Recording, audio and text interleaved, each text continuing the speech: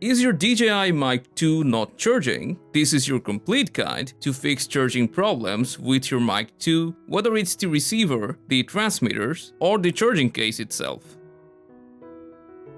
Let's start with the charging case. And if the case doesn't charge, which you can tell by the LED indicator, then first you need to check the cable connection on the case and also the adapter connection. You can just unplug it and plug it back in properly.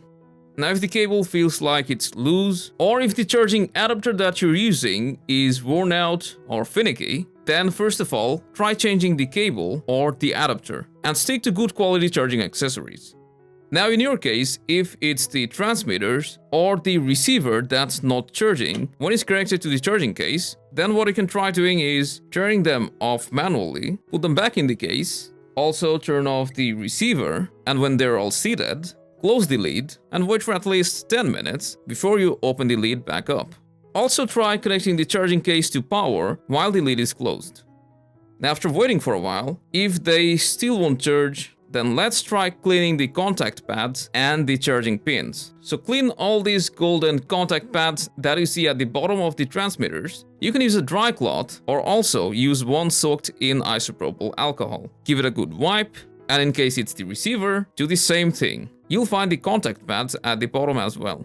Now after you've cleaned your transmitters and receivers, what we'll need to do is clean these golden contact pins as well. But in this case, you should not use excessive force, as this may bend the pins and will render them unusable. So just take a look and make sure there's no excess dirt or debris blocking them, or you can also use any sort of air blower to clear any loose debris. It's not recommended that you use any type of cloth or fabric, but you can safely use isopropyl alcohol by spraying it on a piece of lint-free clean cloth, then gently dab it on the pogo pins and make them wet. Now you can blow air on it to dry it out and then reseat your transmitter or receiver that's not getting charged. Hopefully, they will be detected and start charging. If they're still not charging, then don't lose hope, cause there's a different way to charge your transmitters and receivers without the charging case. So let's take out the transmitter, and here you can see the data transfer Type-C port, which also doubles as the charging port. The same thing goes for the receiver. The charging port will be at the bottom.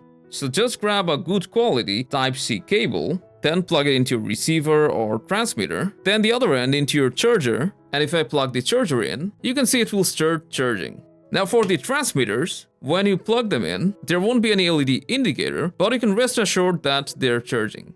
In your case, if one side charges and the other side doesn't, then you can try this trick, switching their places, and then try charging. If you see the one that wasn't charging still doesn't charge after it switches place, then you'll know that it's the transmitter that's causing problem.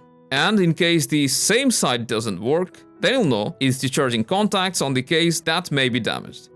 But before taking them to repair, what you can try doing is manually update their firmware. And if you want help, take a look at this short and simple guide where I show you how to do it step by step. And that's all. Let us know which step worked and enjoy!